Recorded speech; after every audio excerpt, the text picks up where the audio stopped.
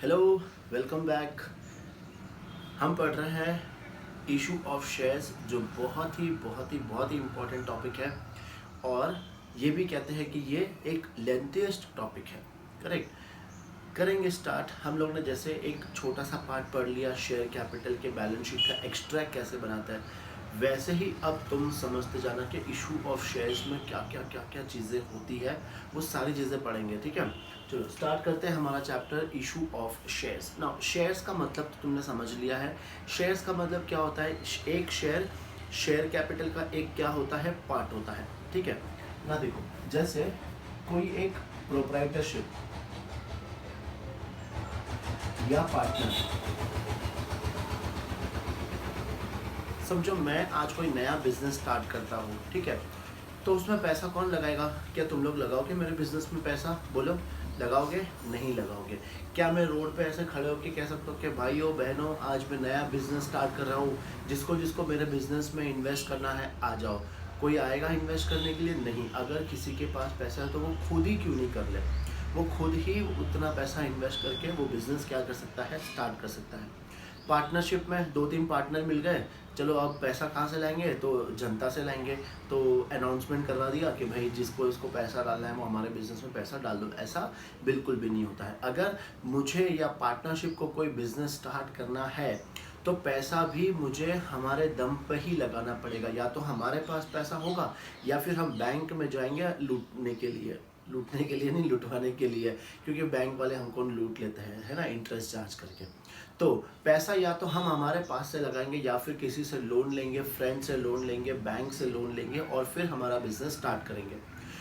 तो अब ये भी बताओ कि अगर मैंने जनता से पैसा नहीं लिया है, मैंने खुद का पैसा लगाया है, तो क्या मैं अपना प्रॉफिट उनके साथ शेयर करूंगा? कोई आके मुझसे पूछता है, सर आपने नया बिजनेस स्टार्ट किया, कितना कमा रहे हो? तो क्या मैं उसको बताऊंगा?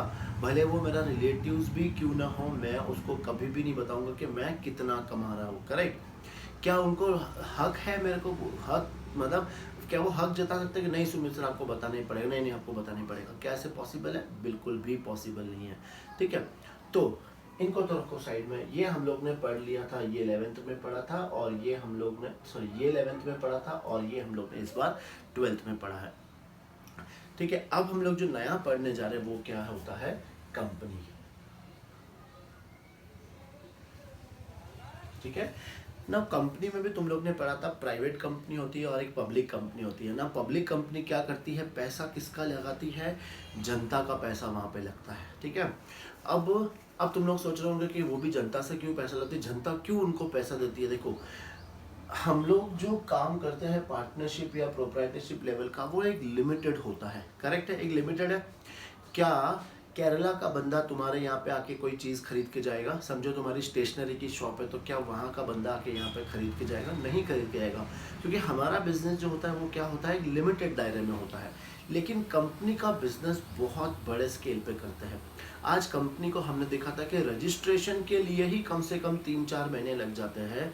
तो आगे के प्रोसीजर्स भी बहुत सारे उनको फॉलो करने होते हैं। और जब वो इतना सारा काम करे तो अपना बिजनेस भी क्या करेगी? बहुत बड़े लेवल पे करते हैं। तो वो लोग क्या करते हैं? जैसे आज एग्जांपल रिलायंस का हम लोग जियो लेते हैं, तो जियो के कस्टमर्स क्या मेरे सिर्फ उदयपुर में है? नहीं। क्या एक लोकल में है? नहीं। वो उनके कस्टमर्स सभी जगह पे फैले हुए हैं, ठीक है। अब उसमें क्या कैसे हुआ था बताओ? क्या मैं इंडिविजुअल सोच सकता हूँ कि नहीं एक और जियो कंपनी स्टार्ट करते हैं? क्या हम लोग सोच सकते हैं? ऐसे नहीं सोच सकते, क्योंकि उतने लेवल पे करना हमारे पास करोड़ों करोड़ों करोड़ों करोड़ों इंटू करोड़ इतने पैसे होने चाहिए, लेकिन अपने पास उतने पैसे नहीं है। तो हम लोग क्या स्टार्ट करते हैं? हम लोग स्टार्ट करते हैं कंपनी। कंपनी में क्या होगा? जैसे पब्लिक लिमिटेड कंपनी है, वो कहेगी कि जनता तुम लोग हमें पैसा लगाओ, हम उस पैसे का अच्छे से यूज़ करेंगे और इन रिटर्न्स तुम लोग को हम कुछ ना कुछ देंगे।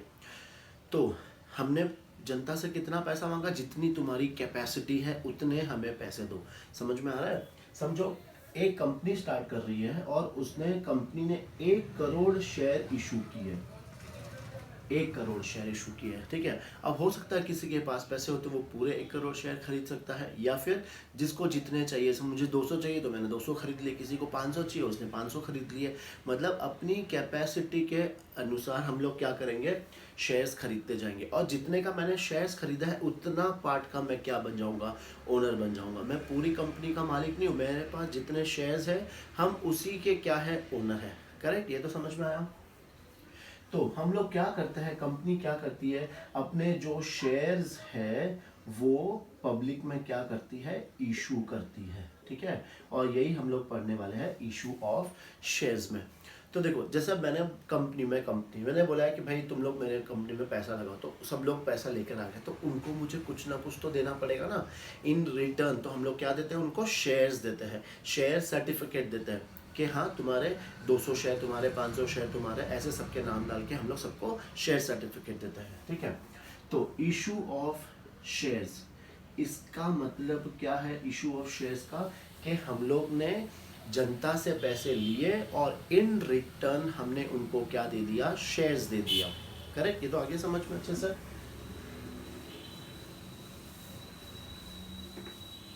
फिर इशू ऑफ शेयर्स, हम लोग शेयर्स कैसे इशू कर सकते हैं, 2 तरीके से इशू कर सकते हैं। या तो issue of shares for cash, ये वाला पार्ट तो आई थिंक तुम्हें समझ में आ गया है कि जनता से पैसे ले लिए और उनके बदले में क्या दे दिया, शेयर्स दे दिया। तो वो तो हो गया मेरा कैश ट्रांजैक्शन। दूसरा, अब हम कंपनी स्टार्ट कर रहे हैं, हमें एसेट्स खरीदने हैं, बिल्डिंग, मशीन, फर्नीचर वगैरह सब खरीदना है। और अगर समझो हमारे पास पैसे नहीं है, तो दूसरा ऑप्शन क्या है, मैंने शेयर्स दे दिए सामने और उसके बदले में मुझे क्या मिल गए, एसेट्स मिल गए। समझ में आ रहा है। लेकिन यहाँ पे क्या उन शेयर्स के बदले मुझे कैश मिलेगा, नहीं, उनके बदले मुझे क्या मिल रहा है, एसेट्स मिल रहे हैं। तो यहाँ जो कंसिडरेशन, देखो समझना, कंसिडरेशन का मतलब क्या होता है, कंसिडरेशन का मतलब इन रिटर्न, मैंने जो दिया है उसके इन रिटर्न में मुझे क्या मिल रहा है। यहाँ पर क्या है, यहाँ पर इन रिटर्न मुझे कैश मिल रहा है, और यहाँ पर क्या है, for consideration other than cash. यहाँ पे इन रिटर्न मुझे कैश नहीं मिलेगा, इन रिटर्न मैंने क्या खरीदा है, एसेट्स खरीदे हैं, ठीक है। तो एंट्रीज वगैरह सब बाद में पढ़ेंगे, एक बार जो कॉन्सेप्ट है वो हम लोग अच्छे से समझ लेते हैं। तो शेयर्स हम लोग 2 टाइप में इशू कर सकते हैं, या तो कैश में इशू कर सकते हैं या फिर for consideration other than cash, ठीक है। फिर से हम लोग जो इशू ऑफ शेयर्स है, ये हम लोग या तो पार पे इशू करेंगे या फिर प्रीमियम पे इशू करेंगे, डिस्काउंट पे हम लोग इशू नहीं कर सकते हैं। चलो अब ये भी मतलब समझते हैं अच्छे से कि पार और प्रीमियम क्या होता है। देखो, नॉर्मली एक शेयर की जो वैल्यू होती है वो फिक्स होती है कि एक शेयर या तो जैसे 10 रुपये का है, या 50 रुपीज़ का है, या 100 रुपीज़ का है। ये जो प्राइस है ये फिक्स है कि ये 10 या 1 रुपीज़ भी हो सकता है। हमने स्टार्टिंग में देखा था कि एक शेयर की फेस वैल्यू कुछ भी हो सकती है, वो डिसाइड करता है, कंपनी डिसाइड करती है, ठीक है।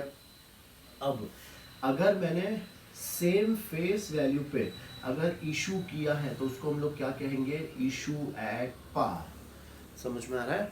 और प्रीमियम पे कब होगा, जब हम लोग ज़्यादा पैसा ले रहे हैं। जैसे 10 रुपये का शेयर को मैंने 12 रुपये में इशू किया, यहाँ पर क्या हो रहा है, 10 रुपये के शेयर को मैंने 10 रुपये में इशू किया है, ठीक है।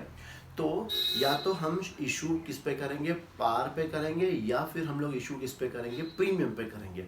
समझना अच्छे से, ये बहुत इंपॉर्टेंट है, पार और प्रीमियम। अब ये क्यों करते हैं हम लोग ऐसे, देखो जैसे कोई नई कंपनी आ रही है, ठीक है, कोई नई कंपनी, फॉर एग्जांपल हमने हमारी एक नई कंपनी स्टार्ट की, तो मेरे शेयर्स क्या मैं जानते हैं मुझे लोग मार्केट में नहीं जानते, वो लोग तो यार नई कंपनी कौन इसके शेयर्स खरीदेगा। तो हम क्या करते हैं, वहाँ पे हमारे शेयर्स 10 रुपये का 10 रुपये में ही बेचते कि चलो एटलीस्ट कोई तो खरीदने वाले आ जाएंगे। और प्रीमियम कब करते हैं, फॉर एग्जांपल आज जैसे जियो कंपनी अगर मार्केट में शेयर इशू करती है तो वो क्या करेगी, 10 रुपये के शेयर को 100 रुपये में बेचेगी, तो भी लोग खरीदने आएंगे। क्यों, देखो हम वापस तुम लोग ये भी सोचो कि हम लोग शेयर्स वगैरह क्यों खरीदते हैं। थोड़ा बहुत तो तुम्हें आइडिया होगा, शेयर मार्केट के बारे में थोड़ा बहुत जानते हो। शेयर मार्केट में क्या होता है बताओ? शेयर मार्केट में ऐसे बहुत सारे शेयर्स को हम लोग क्या करते हैं, ट्रेड करते हैं। वहाँ पे शेयर्स को खरीदते हैं और जब अपना रेट ऊपर चला जाएगा तो हम शेयर्स को बेच देते हैं। तो अब हम लोग भी क्या कर रहे हैं, जियो कंपनी के शेयर्स भले वो 10 रुपए के शेयर को मुझे वो 100 रुपए में बेच रहा है, तो भी मैं उसके शेयर्स को क्या कर लूँगा, खरीद लूँगा, क्योंकि मुझे पता है कि अगले 1 साल में ये 100 रुपए का शेयर्स कितने का हो जाएगा, 1000 रुपए का भी हो सकता है। क्योंकि जिस तरह से जियो प्रोग्रेस कर रहा है उससे अपने को ईजिली आइडेंटिफाई हो जाएगा कि ये हम लोग का शेयर्स कितने में चला जा सकता है, 1000 में। तो हम लोग ईजिली खुशी खुशी खरीदेंगे 10 रुपए के शेयर को 100 रुपए में हम लोग खुशी खुशी खरीदेंगे। लेकिन जो न्यू कंपनी है, अगर वो बोले कि भाई मेरे 10 रुपए के शेयर 100 में खरीद दो, तो एक भी शेयर नहीं बिकेगा। तो वहाँ पर क्या होता है, हम लोग शेयर्स किस पे इशू करते हैं, पार पे इशू करते हैं। और अगर हमारी रेपुटेड कंपनी है तो हम लोग शेयर्स को किस पे इशू करते हैं, प्रीमियम पे इशू करते हैं। डिस्काउंट पे तुम्हें नहीं पढ़ना है, सीए वाले सिलेबस उनको पढ़ना है, तुम्हें नहीं पढ़ना है। तुम्हारे सिलेबस में issue of shares at discount नहीं है, ठीक है। तो ये दो चीज़ हो गई। फिर इसके बाद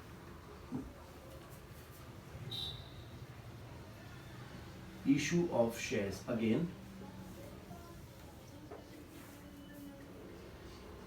जो पैसा हमें कलेक्ट करना है, या तो हम वो लमसम में कलेक्ट करेंगे या फिर इंस्टॉलमेंट में कलेक्ट करेंगे। अब तुम्हें इम्पोर्टेंट यहाँ से और स्टार्ट हो जाएगा।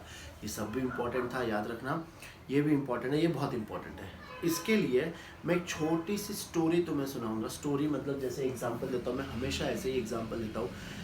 समझो तुम लोग 12th के स्टूडेंट हो और 12th के स्टूडेंट तुम लोग ने बहुत अच्छे परसेंटेज के साथ पास कर लिया, ठीक है, बहुत अच्छे परसेंटेज के साथ तुमने पास कर लिया। अब तुम्हारा सपना है कि यार अब राजस्थान में नहीं पढ़ेंगे, इतना अच्छा परसेंटेज आया है तो हम लोग कहाँ जाएंगे, मुंबई जाएंगे।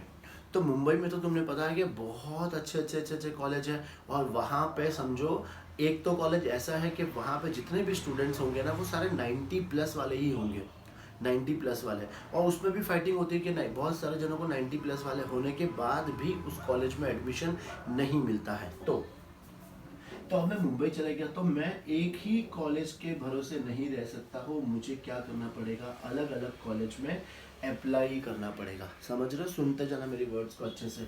मुझे अलग अलग कॉलेज में क्या करना पड़ेगा, अप्लाई करना पड़ेगा, ठीक है। मैंने सारे कॉलेज में अप्लाई कर दिया। अब यहाँ पे जो कटआउट लिस्ट बनी वो 95% और हमारे आए थे 93%, तो यहाँ पे मेरा रिजेक्ट हो गया। फिर यहाँ पर भी 94% पे क्लोज हुआ, यहाँ पर भी रिजेक्ट हो गया। यहाँ 92% और यहाँ 91%। अब यहाँ पे दोनों में मेरा सिलेक्शन होगा। अब ये हमें चॉइस करना है कि इन दोनों में से हम कौन से जगह पे हम लोग सिलेक्ट करें, करेक्ट है। तो सबसे पहले हमने क्या किया था, इन सारे कॉलेजेस में एप्लीकेशन किया था। तो एप्लीकेशन मुझे कैसे पता चलता है, कंपनी या फिर कॉलेजेस इशू करते हैं प्रॉस्पेक्टस। तुम लोग को भी पता होगा, कोई भी स्कूल में तुम लोग एडमिशन लेने जाते हो, कॉलेज में एडमिशन लेने जाते हो, तो वो तुम्हें एक प्रॉस्पेक्टस देते हैं। क्या होता है उस प्रॉस्पेक्टस में, कभी देखा है, कभी खोल कर देखना। प्रॉस्पेक्टस में ये होगा कि उस स्कूल के बारे में, कॉलेज के बारे में इंफॉर्मेशन दी होगी तुम्हें कि हाँ ये रिकॉर्ड्स है, इतने इतने परसेंटेज आए थे, इतनी हमारी ऊंची ऊंची बिल्डिंग है, इतनी हमारी छोटी छोटी फीस है। ये सब इन्फॉर्मेशन तुम्हें उस प्रॉस्पेक्टस में दी होगी। तो तुम्हें वो प्रॉस्पेक्टस पढ़ना बहुत ज़रूरी होता है, तभी हम अपने बच्चों को क्या करते हैं, वहाँ पर एडमिशन करवाते हैं। तो यहाँ पर भी सेम, हमने सबके प्रॉस्पेक्टस पढ़ लिए। मुझे लगा कि ये चारों कॉलेज अच्छे, हमने एप्लीकेशन कर दिया और फिर फाइनली हमने इसको सिलेक्ट कर दिया कि चलो इसी कॉलेज में हमें एडमिशन लेना है, ठीक है। अब समझो इस कॉलेज की फ़ीस थी 1 लाख रुपीज़, 1 साल की फ़ीस है 1 लाख रुपीज़। और कॉलेज वालों ने ये बोला था कि भैया जब तुम लोग अप्लाई कर रहे हो, मतलब जो फॉर्म वगैरह भर रहे हो, तो तुम्हें 10% साथ में भरना है, ठीक है। अगर तुम्हारा एडमिशन हुआ तो तुम्हें बाकी के पैसे भरने हैं, और अगर एडमिशन नहीं हुआ तो तुम्हें बाकी के पैसे जो तुमने भरे थे वो तुम्हें वापस मिल जाएंगे। समझना अच्छे से। देखो सब कॉलेज में कंडीशन क्या था, जो भी फीस है वहाँ पे 10% तुम्हें साथ में भरना है। कब भरना था, एप्लीकेशन के टाइम पे। एप्लीकेशन का मतलब क्या है, जो फॉर्म तुम लोग लाए थे वो फॉर्म जब सबमिट करोगे, अप्लाई किया था तब तुमने 10% भर दिया, ठीक है। अब मेरा सिलेक्शन यहाँ पर हो गया, तो अब मुझे यहाँ पर बैलेंस कितने भरने हैं, 90,000, और यहाँ से मेरे सारे शेयर, वो जो पैसे मैंने भरे थे वो मेरे पास वापस आ जाएंगे।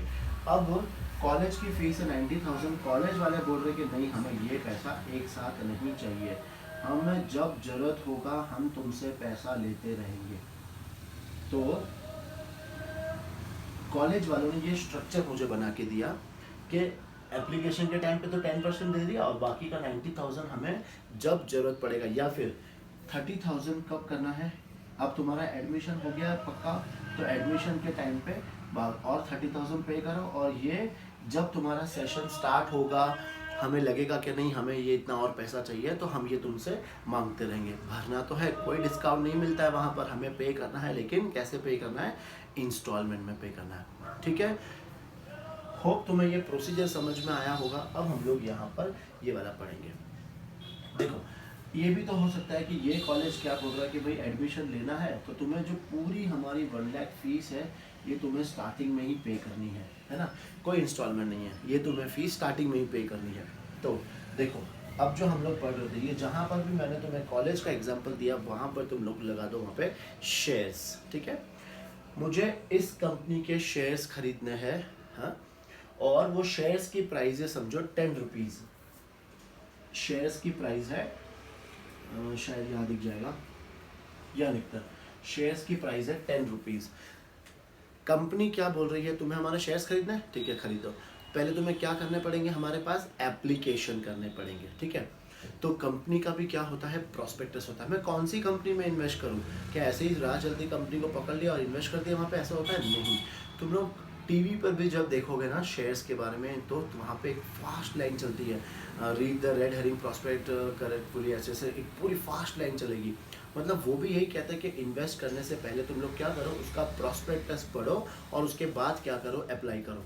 तो शेयर्स की वैल्यू है समझो 10 रुपीज़। कंपनी ने कहा है कि एप्लीकेशन के टाइम पर तुम्हें हमें कितना देना है, 2 रुपीज़ देना है। करेक्ट, कंपनी क्या कर रही है, शेयर्स इशू कर रही है। तो फिर से हम लोग अपने ये एग्जांपल में आते हैं। तुम्हें क्या लगता है कि जैसे यहाँ पर एडमिशन के लिए खाली मैं ही गया होऊंगा या मेरे जैसे बहुत सारे बच्चे गए होंगे। करेक्ट, जिसका 92% से ऊपर होगा उनको एडमिशन मिल गया और जिसको 92% से नीचे था उनको एडमिशन क्या हो गया, रिजेक्ट हो गया। तो लेकिन एप्लीकेशन तो सबने किए होंगे। तो वैसे ही हम जब कंपनी के शेयर्स खरीदने जाते हैं तो बहुत सारे जन शेयर्स खरीदने आते हैं, और मान लो कंपनी ने खाली इशू किया है 1 लाख शेयर्स और कंपनी के पास एप्लीकेशन आ गए 1,50,000 शेयर्स, तो कंपनी सबको शेयर्स नहीं दे पाएगी। करेक्ट, कंपनी सबको शेयर्स नहीं दे पाएगी, तो वहाँ पे क्या होगा, रिजेक्ट होगा और बाकी को शेयर्स मिल जाएगा। तो हम कंपनी ने क्या बोला कि एप्लीकेशन के टाइम पे 2 रुपीज़ दो, और फिर सबके शेयर्स आ गए, सबके कंपनी ने चेक कर लिया कि हाँ इनको रिजेक्ट करना है और इनको देना, और लकीली हम लोग को वहाँ पे शेयर्स मिल गए। जब हम लोग को शेयर्स मिलते हैं उसको कंपनी के टर्म्स में क्या कहते हैं, अलॉटमेंट। और कंपनी ने कहा है कि भाई तुम्हें शेयर्स मिल गए हैं, अब अलॉटमेंट के टाइम पे थोड़ा सा और अमाउंट दे दो। यहाँ पे जो मैंने एडमिशन वर्ड यूज़ किया था वो क्या है, अलॉटमेंट। आ रहा है समझ में। देखो हमने पहले क्या किया, शेयर्स के लिए अप्लाई किया, 2 रुपये दे दिया, फिर खुशी खुशी हमें शेयर्स मिल गया तो हमने बाकी का 3 रुपया भी और दे दिया। अब बैलेंस कितना बचा है बताओ, मैंने टोटल 5 दे दिया और 5 और बैलेंस बचा है। कंपनी मुझे जैसे जैसे कंपनी को जरूरत पड़ेगी कंपनी मुझे कॉल करेगी, फ़ोन कॉल नहीं, ये होता है कॉल मतलब बैलेंस पैसा मंगवाना। Call, first call, second call, third call, मतलब जैसे ये 5 रुपीज़ कंपनी को जरूरत पड़ती जाएगी वैसे वैसे कंपनी क्या करते जाएगी, कॉल करते जाएगी और हमसे पैसा कलेक्ट करते जाएगी। ठीक है, तो इशू ऑफ शेयर्स या तो लमसम में हो सकता है, कंपनी बोलेगी कि नहीं पूरा पैसा जो शेयर्स का है वो एक साथ पे करो, और या फिर इंस्टॉलमेंट का मतलब अब शायद तुम्हें समझ में आ गया होगा कि कुछ पैसा हमें एप्लीकेशन के टाइम पे करना होता है, कुछ पैसा हमें अलॉटमेंट के टाइम पे करना होता है, और बाकी का कंपनी जब हमसे कॉल करते जाएगी तब हमें बाकी का पैसा पे करना है। होप तुम्हें एटलीस्ट ये वाला पार्ट अच्छे से समझ में आ गया होगा। यहाँ पे हम लोग ने 3 चीज़ पढ़ी, इशू ऑफ शेयर्स कैश में या फिर consideration other than cash. Issue of shares हम पार पे कर सकते हैं, प्रीमियम पे कर सकते हैं, डिस्काउंट पे नहीं कर सकते हैं, और इशू ऑफ शेयर्स हम लमसम या तो पूरा पैसा हम एक साथ कलेक्ट करेंगे या फिर इंस्टॉलमेंट हम पैसा टुकड़ों में कलेक्ट करेंगे। ठीक है, तो तुम्हें एग्जाम्पल भी समझ में आ गया होगा। अब हम लोग इसका नेक्स्ट आगे वाला टॉपिक स्टार्ट करते हैं, जहाँ पर क्या आएगी, जर्नल एंट्रीज आएगी। ठीक है, ये नोट डाउन कर लो।